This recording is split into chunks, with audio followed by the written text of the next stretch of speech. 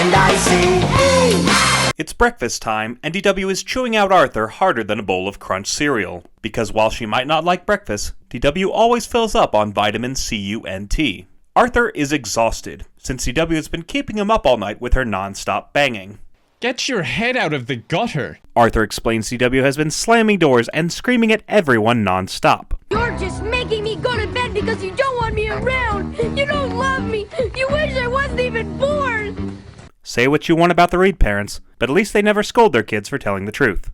The next night, Arthur invites Francine over for a kosher dinner of French fries and mashed potatoes. Are they hypoglycemic? What's with all the starch? DW is pigging out. Mrs. Reed tries to be a responsible parent for once, which earns her more jabs and insults from DW. Francine tells her to knock that shit off, shattering DW's fragile ego. Once again, the Reed parents don't do a goddamn thing to discipline their child. Francine takes it upon herself to figure out why DW is being a total doofus. Her words, not mine. I'm too tired to think of any more mean things to say. That's a first. DW's tantrum is getting worse, to the point Arthur's worried the cops might get involved. You have the right to remain silent. I will not be silent. I'll be as loud as I want. And you can't stop me. No one can stop me. God, if only. Francine deduces DW is in a very bad mood because she's upset about something. The phrase, "no shit, Sherlock," comes to mind. Instead of just asking DW why she's upset, Francine and Arthur decide to spy on her and fail miserably. Something wrong. It's because Arthur is a dodo brain. Got him. DW tells Francine to fuck off, prompting Mrs. Reed to scold her child for the second time in her life. Too little, too late. DW tells her mom she wants to go to the movies. Mrs. Reed tells her to fuck off. Francine volunteers to take DW to the movies, giving Arthur a panic attack. Arthur and Francine take DW to the movies, only to realize she dragged them there to crash a birthday party she wasn't invited to for a girl she barely knows. DW tries to one-up the birthday girl, only to make a fool of herself, and then demands to leave before the movie even starts. Francine confronts DW about her scheme, but never questions why DW was taking her anger out on her family rather than the girl who didn't invite her to the party. DW describes her ultimate revenge fantasy, in which she not only rains out Lisa's party, but drains the color out of their bodies. Jesus Christ. Francine resolves to keep DW's sociopathic fantasies at bay by inviting her to her own birthday party. DW is thrilled, as she now gets to brag to Lisa about being invited to a third-grade birthday party.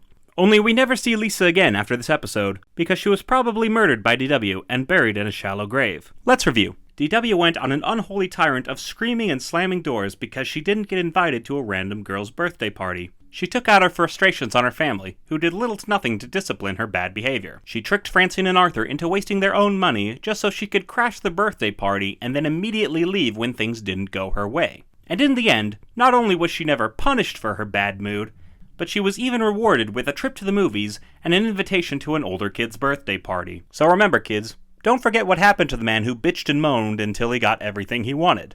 He lived happily ever after. F you, DW. And I say, hey, what a wonderful kind of day. Excuse me. Gross.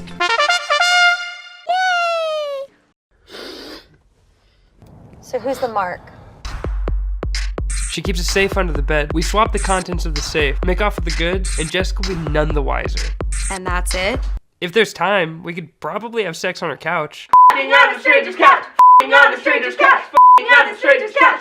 That's not what I meant.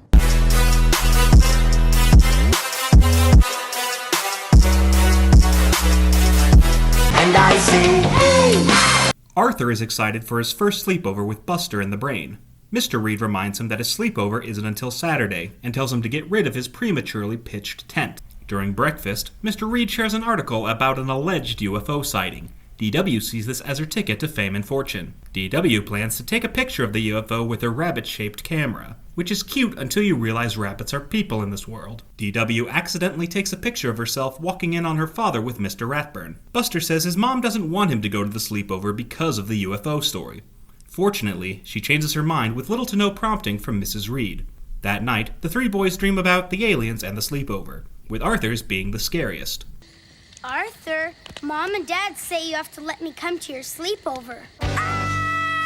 The next day, Mr. Reed is setting up the tent. No, get the fuck out of here with those sandals. DW is looking for UFOs in the daytime, as one does. She suspects her dad of being an alien imposter. Her suspicions are confirmed when Mr. Reed acts as a responsible parent and disciplines his child. It's the night of the sleepover, and DW is 2 for 2 on crashing parties she's not invited to. Arthur tells her, in no uncertain terms, to fuck off. Mrs. Reed tells DW to go to bed, confirming both Reed parents have been swapped with aliens who actually know how to discipline the 4-year-old brat. The boys look for a flashlight, unaware DW has already taken it. Where do you keep that? I'll never tell. The sleepover is in full swing when the boys spot a UFO outside their tent. Surprise, surprise, it turns out it was just DW, who is determined to ruin any gathering she's not invited to. The boys get their revenge by scaring the shit out of her. Mom! Dad! Alien! DW catches on to their scheme and calls them out. Just then, an actual UFO shows up. DW practically wakes the neighborhood screaming about how rich she'll be, unaware she's fallen for Arthur's prank. DW heads back inside with her tail between her legs. And yes, aardvarks have tails. Arthur makes the foolish mistake of pitying his sister and inviting her to the sleepover, which she enjoys for all of 5 seconds. This is boring. I'm going to bed. What the fuck? The episode ends with the same shot from the 8-minute mark because animation is expensive. Let's review. DW became obsessed with finding proof of UFOs in order to get rich. She decided to use Arthur's sleepover as a means to get her proof, even though she wasn't invited. When Arthur told her she couldn't come, DW went out of her way to ruin his sleepover and then shat the bed when the boys got their revenge. And even after Arthur begrudgingly invited her to the sleepover, she bailed the second things got boring. F you, DW. And I say, hey! DW became obsessed with finding proof of UFOs in order to get rich. That's sexy.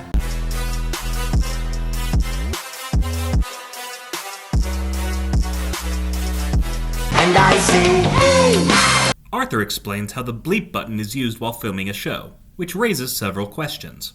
For example, wouldn't it make more sense to just add the bleep in post? And if the show's being filmed with bleeps in mind, why not just write the show without swears? Whatever, we're not even at the 2-minute mark and already my brain is fried. Arthur shows how the bleep can be used on his show, inspiring millions of YouTube poops for years to come.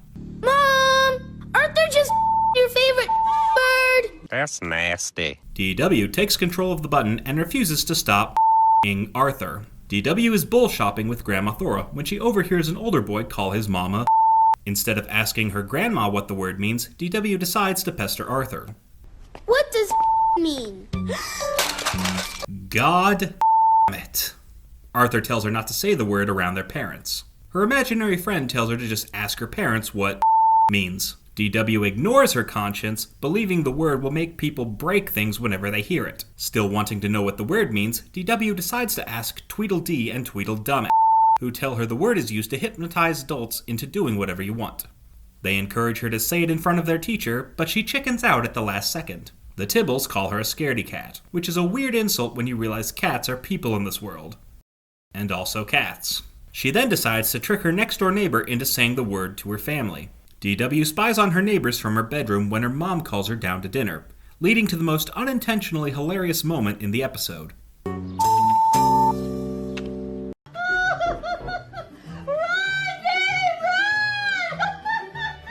The Molinas rat out DW to her parents, leading her to fall back on her go-to excuse. Arthur did it? What a... The Reed parents decide not to punish her because she didn't know what she was saying, which is some real bullshit. Unfortunately, the damage is already done because the next day at preschool, everyone is swearing like sailors, which just goes to prove that the consequences of your actions don't go away just because of ignorance. Let's review. DW learned a bad word and refused to ask any grown-up what it means. She ruined Arthur's plane again and ignored her conscience, who begged her to tell her parents. She instead confided in her 2 least reliable friends, who proceeded to trick her into thinking swear words give kids power over adults. DW was too chicken to test it out herself and tricked her younger neighbor into saying it instead, getting her in trouble with her parents. DW then proceeded to not only say in front of her mom, but used it as an intentional insult. And despite teaching all her friends to swear and calling her mama, DW is never punished because there is no God. And even though Arthur can't swear for real on his show, I certainly can on mine. Fuck you, DW. And I say, hey, what a wonderful kind of day.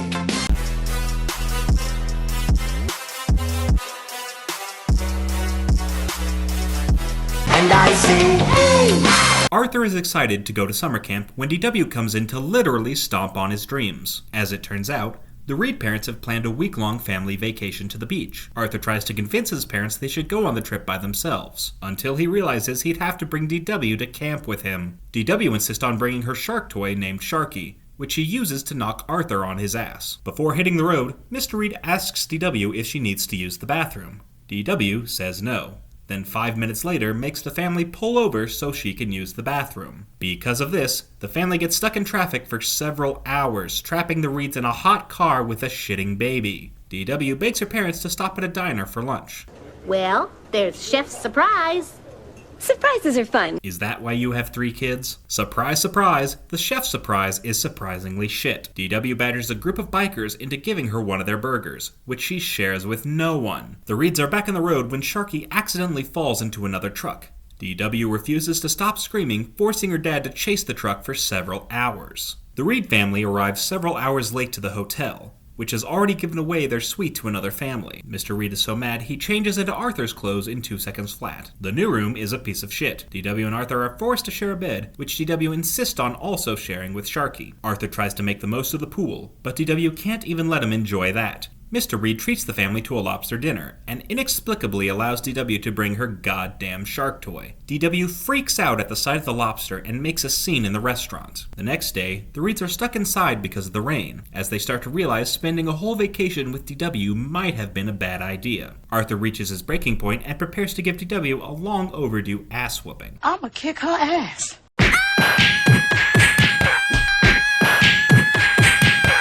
Someday, but not today.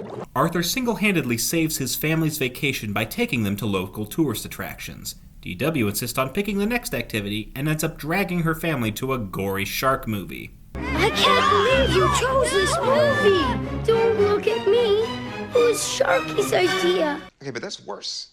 I mean, you do get how that's worse, right? The rain has stopped, and the Reed family finally gets the beach day they wanted. Arthur ends the vacation on a high note by burying DW alive.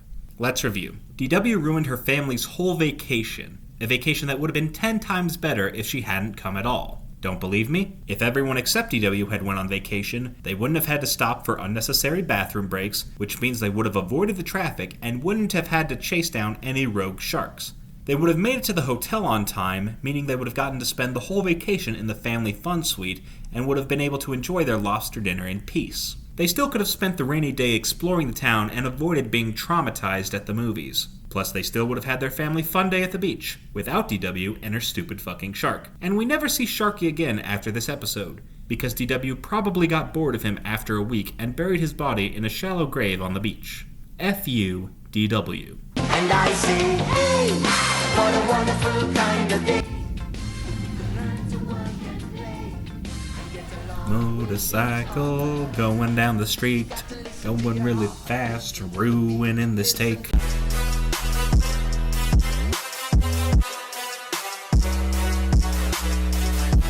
And I say, hey.